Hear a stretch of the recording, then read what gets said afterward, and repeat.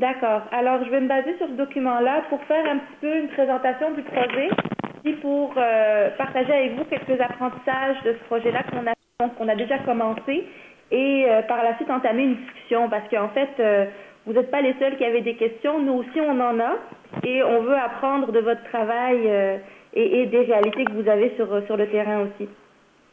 Donc, je vais commencer un petit peu par vous expliquer le contexte du projet puis les objectifs de ce projet-là qui s'appelle le projet La Traverse. En anglais, c'est The Bridge. Donc, en fait, ce qu'on a réalisé, c'est qu'il y avait un manque de ressources pour les organismes qui travaillent avec les filles et les femmes immigrantes, et les jeunes femmes immigrantes, pardon. En fait, on parle beaucoup de familles, on parle beaucoup de femmes immigrantes, mais très peu de filles. Donc, le but de ce projet-là, principalement, c'est vraiment de créer un mouvement de concertation des organismes qui travaillent avec les filles et les jeunes femmes immigrantes, de développer des outils qui sont basés sur les réalités de leur travail, sur les besoins des filles et des jeunes femmes immigrantes, et surtout échanger ces outils-là pour permettre la participation des filles et des jeunes femmes immigrantes dans la communauté, ou dans les communautés. Donc ça, c'est l'objectif principal, si vous voulez, de ce projet-là. Ce qu'on veut aussi par le projet La Traverse, c'est aussi offrir aux organismes des formations, des outils. Donc non seulement on crée ces outils-là, mais on veut les partager par la suite pour soutenir le pouvoir d'agir des filles et des jeunes femmes immigrantes. Mais à une plus large échelle, on veut aussi conscientiser aux problématiques que vivent les filles et les jeunes femmes immigrantes. Et plus spécifiquement, tout ce qui touche la violence, le racisme, l'exclusion, l'isolement, etc. Donc voilà pour ce qui est un petit peu des objectifs de ce projet-là. Pour ce qui est des activités, je vais vous en parler très très brièvement. On a décidé de commencer le projet par une consultation, c'est-à-dire regrouper plusieurs jeunes femmes, plusieurs organisatrices qui travaillent avec des filles et des jeunes femmes immigrantes, en ayant en tête, bon, mais qu'est-ce qu'il en est de votre travail, c'est quoi vos besoins, c'est quoi vos réalités, c'est quoi vos pratiques, est-ce que vous avez des ressources que vous utilisez, etc. Donc, on a fait un processus de consultation en octobre 2010. Et donc, on voulait mieux comprendre la situation pour alimenter par la suite ou pour contribuer à alimenter des ressources qu'on veut développer et partager avec avec plus d'organisations finalement. Les ressources qu'on est en train de développer dans ce projet, il y a un fanzine qui est en cours de développement par les filles et les jeunes femmes immigrantes. Donc, c'est écrit par des filles et des jeunes femmes immigrantes qui va leur permettre d'exprimer leur réalité, leurs besoins. En fait, le but, c'est d'avoir leur voix à elles. Comment t'as appelé ça, Karima? Pardon? Comment t'as appelé ça? Un fanzine. Un fanzine, c'est un petit magazine, mais plus fait maison. Donc, on essaie un petit peu de contrer le message des médias traditionnels en donnant la voix aux filles, aux jeunes femmes. Donc, c'est une alternative à un magazine, mais on appelle ça un fanzine. Donc, voilà, c'est un fanzine. On a aussi décidé de développer comme ressource une compilation de recherches, parce qu'on ne parle pas assez des filles et des jeunes femmes immigrantes, c'est quoi leur réalité.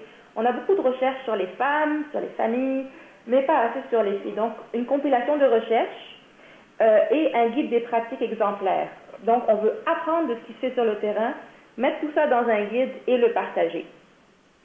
Ce qu'on veut faire aussi dans ce projet-là, on veut apprendre du terrain. Donc, on veut savoir comment les organismes travaillent sur le terrain avec les filles et les jeunes femmes immigrantes. Donc, on a décidé de financer 5 projets d'organismes qui travaillent avec les filles et les jeunes femmes, un à Vancouver, Victoria, Toronto, Montréal, 2 à Toronto, pardon, Montréal. Donc, ça touche des filles et des jeunes femmes âgées de 11 à 24 ans à peu près.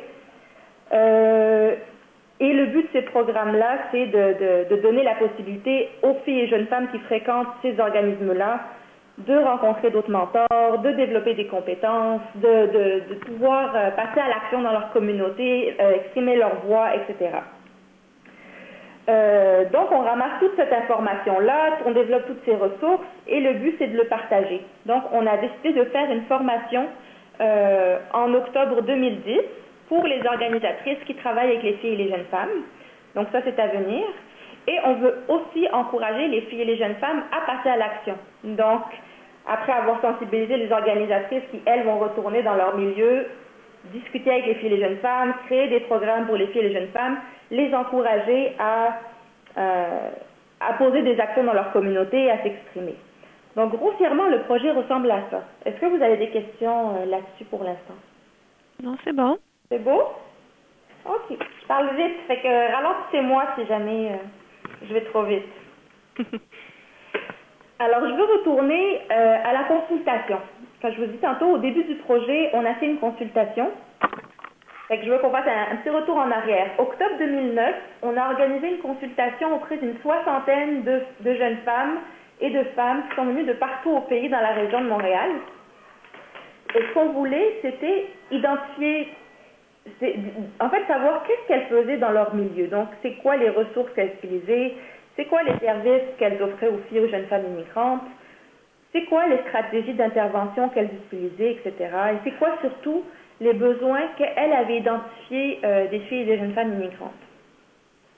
Donc, de cette consultation, on a retiré certaines problématiques auxquelles faisaient face les filles et les jeunes femmes immigrantes, mais aussi des stratégies, des pistes de solutions, de qu'est-ce que nous on peut faire, qu'est-ce que les gouvernements peuvent faire, qu'est-ce que les filles et les jeunes femmes elles-mêmes peuvent faire pour soutenir leur pouvoir d'agir dans la société. Donc, ce qui nous amène directement aux résultats des apprentissages, résultats de la consultation, les défis. Donc, je suis rendue à cette slide-là. Je ne sais pas comment on dit le mot en français. Diapositive. Diapositive, merci Valérie. Alors, les filles et les jeunes femmes immigrantes, en fait, on a ressorti 5 problématiques. Il y en a des dizaines d'autres probablement. Mais on ne voulait pas se pencher spécifiquement là-dessus. On voulait plus avancer de l'avant et trouver des stratégies plutôt que se pencher seulement sur les problématiques auxquelles elles font face. Donc, parmi les problématiques qui sont ressorties, j'en ai choisi 5. La première, c'est les filles et les jeunes femmes immigrantes font souvent le pont entre deux cultures. Ce que les participants de la consultation voulaient dire par ça, c'est que souvent, je ne veux pas généraliser, mais ça peut arriver dans le cadre où les parents ne parlent pas une des deux langues officielles ou même les deux langues officielles, les enfants ou les filles, puisque c'est le cas dont on se parle maintenant, les filles vont devoir jouer le rôle de traductrice pour les parents. Un petit peu, c'est adopter une espèce de responsabilité d'adulte et elles vont devoir négocier à la place de leurs parents, que ce soit à la banque, que ce soit à l'école, que ce soit au niveau du gouvernement, que ce soit avec le propriétaire auquel ils payent le loyer. Ça place un petit peu les enfants ou les filles dans des situations où elles jouent le rôle du parent. Et alors qu'à ce moment-là de leur vie, en tant que filles, en tant qu'adolescentes, elles ont leurs propres problématiques, que ce soit au niveau de la puberté, l'adolescence, l'école, les amis, les relations. Et tout ça, elles ont moins de temps ou de possibilités de vivre leur jeunesse parce qu'elles doivent soutenir leurs parents. Et l'envers de la médaille à ça, c'est que les parents également sont frustrés, entre guillemets, ou en tout cas parce qu'il y a une dépendance qui se crée par rapport à leurs enfants. Donc ça, c'est une des problématiques qui est ressortie dans la consultation. La deuxième, c'est que les filles et les jeunes femmes immigrantes font face à une nouvelle culture. Ce que les participants de la consultation voulaient dire là-dedans, c'est que, je ne veux pas me mélanger, ça ne sera pas long, c'est que souvent, en fait, ce qui est ressorti, c'est que pour elles, quand les parents immigrants arrivent au Canada, ils arrivent avec l'idée que la société canadienne est sécuritaire, c'est un environnement sécuritaire, mais malgré tout, il y a quand même une peur qui reste et les parents deviennent super protecteurs, ce qui peut en même temps restreindre à quelque part le mouvement des enfants. Et je vais peut-être plus parler des filles parce que souvent, moi, dans mon expérience personnelle, cette situation-là, je l'ai beaucoup plus vue au niveau des filles, que les parents laissent moins sortir que les garçons. Et ce qui rend la socialisation des filles peut-être un petit peu plus difficile. Donc, elles doivent à quelque part faire ce compromis entre les deux cultures. Donc, ça, c'était pour ce qui était de la deuxième problématique. La troisième, c'est que les filles et les jeunes femmes vivent des contraintes économiques. Je pense que je vous apprends rien. Est-ce que je vous apprends quelque chose? Je crois pas, mais c'est ce qui est ressorti. Et c'est un petit peu pour vous montrer que c'est souvent les mêmes problématiques qui vont ressortir et que notre défi à nous, ça va être vraiment de voir les stratégies. Puis c'est un petit peu ça où je vais vous mener après dans la discussion. C'est vraiment, OK, on veut laisser ça derrière nous puis aller vers les stratégies d'action. Mais je vais quand même aller au travers des problématiques qui sont ressorties. Donc, les contraintes économiques, souvent, mais les parents vont être souvent. Je vais arrêter de généraliser. Il arrive dans certains cas que les parents soient sur l'aide sociale et vivent de la pression du gouvernement pour trouver un emploi. Donc, plus on les pousse à trouver un emploi rapidement, plus l'emploi qu'ils vont trouver va être probablement un revenu très faible qui ne va pas représenter leur expérience professionnelle réelle. Ça peut pousser également les filles ou les jeunes femmes à partir de l'école plus rapidement pour soutenir leurs parents économiquement, trouver un emploi et donc un décrochage scolaire ou en tout cas ne pas poursuivre des études. Donc ça, c'est au niveau des contraintes économiques. La quatrième problématique qui a été relevée, c'est la ségrégation géographique et la discrimination.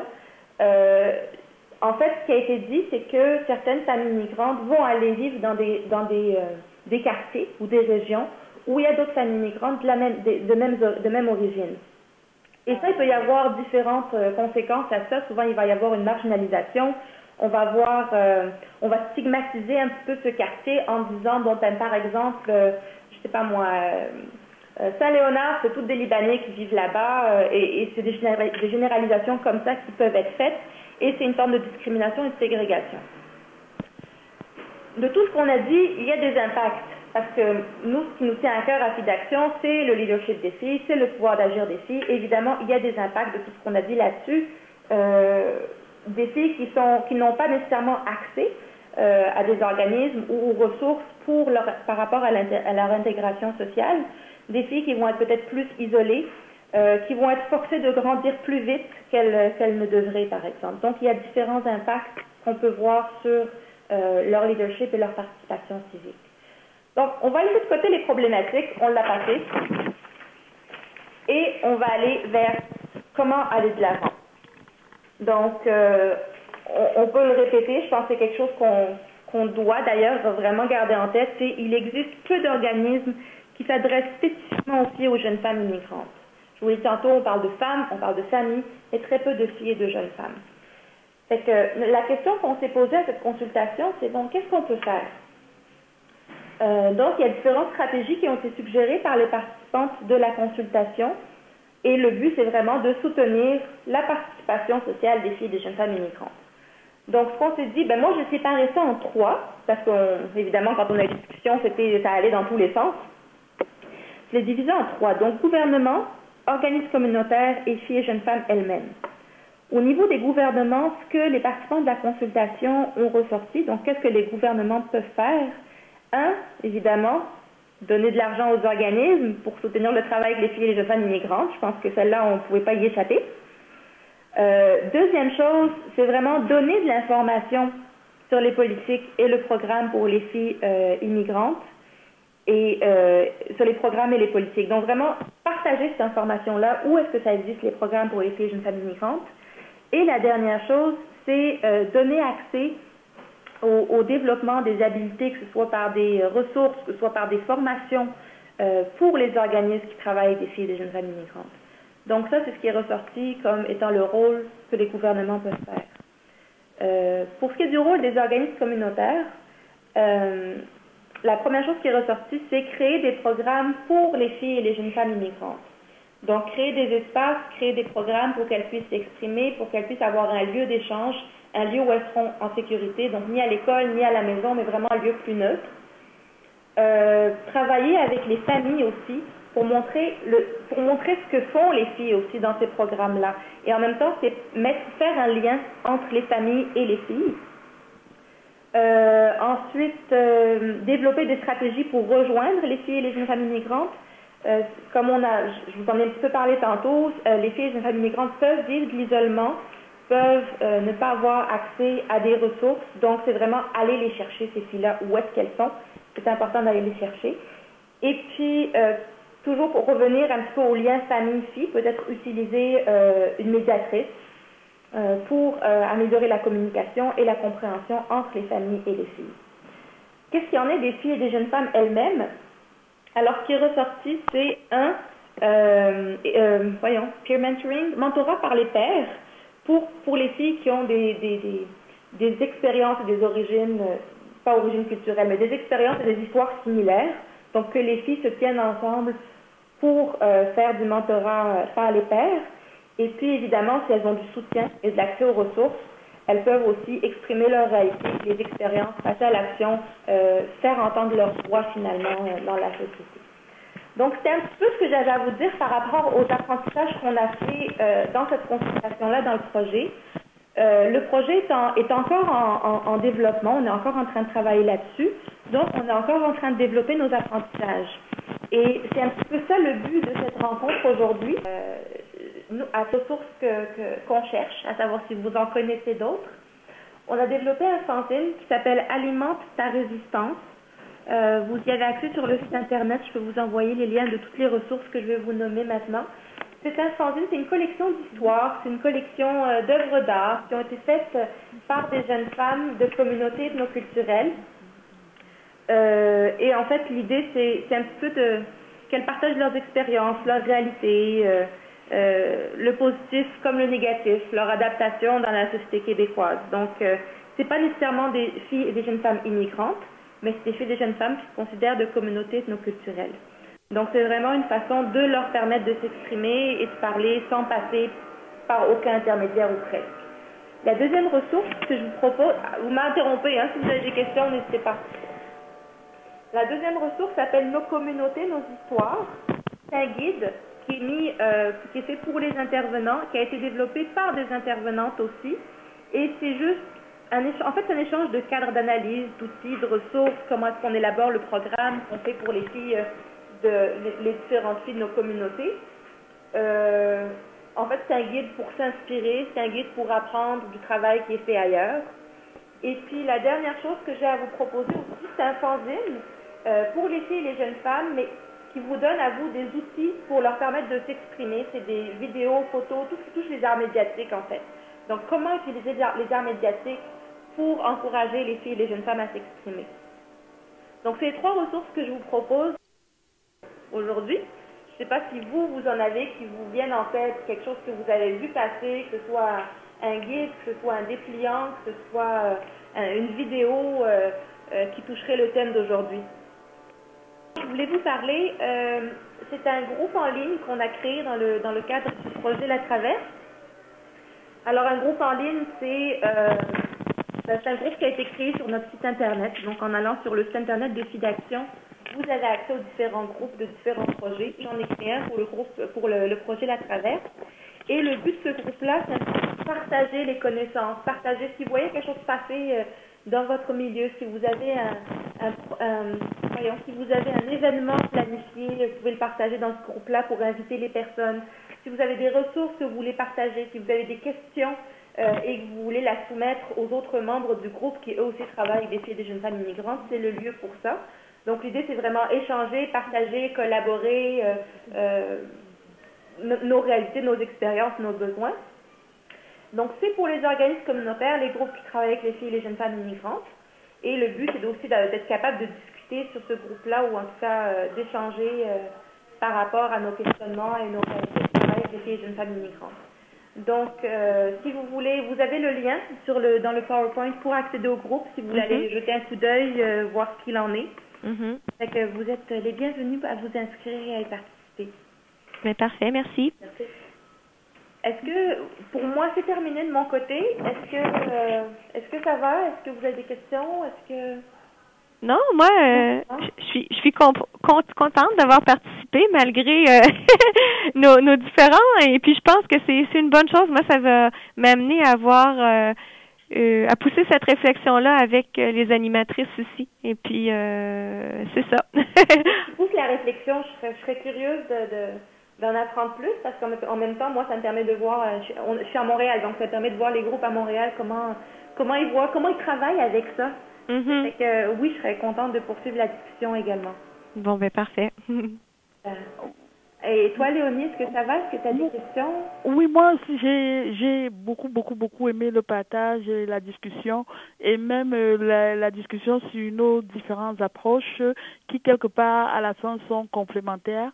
Et je crois que j'apprends beaucoup de cette discussion, et ça crée maintenant un nouveau lien, un nouveau réseau avec Valérie et son organisme. Oui. Et je serais contente de pouvoir continuer la discussion avec toi, si tu le veux, partager nos approches, nos échanges, et etc.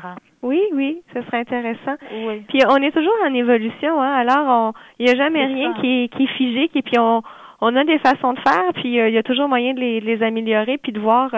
Puis c'est certain que chacune on est toujours en interaction avec les autres selon notre passé, notre vécu, notre âge et tout ça, hein? Oui. Donc, bon, alors, Madame, merci beaucoup. Et puis, je vais passer la parole à Kristen pour clore la formation. Merci, Karima. Merci à vous. Alors, c'est ça. Merci beaucoup, Karima. Ça a été vraiment informatif. La discussion a été vive. Alors, c'est justement ce qu'on voulait. Alors, comme elle a dit, on vous invite de faire partie, de vous inscrire au groupe pour le projet de la traverse sur notre site Internet. Et aussi, je vais vous rappeler que toutes nos ressources, les ressources qu'elle a soulignées dans le document PowerPoint que vous avez reçu, et plusieurs autres ressources. On a beaucoup d'exemples de fanzines, des recherches, des compilations de recherches, bon, on en a plein. Alors, sur notre site web, si vous allez dans notre centre de ressources, vous allez avoir accès, vous pouvez les télécharger gratuitement, les faire imprimer et les partager avec vos collègues ou les jeunes filles, les filles et les jeunes femmes, comme vous voulez. S'en servir pour quand on fait des demandes de subvention pour montrer que c'est important que ce soit pour les filles. N'importe les raisons que vous trouvez pour les utiliser, c'est parfait. Et aussi, je voulais vous faire penser vous dire qu'on va poster la conférence qui a eu lieu maintenant en podcast en ligne au début de la semaine prochaine, aussi avec un sommaire de la conversation qu'on a eue aujourd'hui et aussi avec un sommaire des apprentissages clés qu'on a réussi à sortir aujourd'hui dans la conversation. Alors, au moment que c'est posté, moi, je vais vous envoyer un courriel pour vous avertir que c'est en ligne. Alors, si vous êtes intéressé, vous pouvez réécouter la conférence et ou juste faire parvenir l'adresse à vos collègues et avec les gens qui sont intéressés. Alors, c'était merveilleux.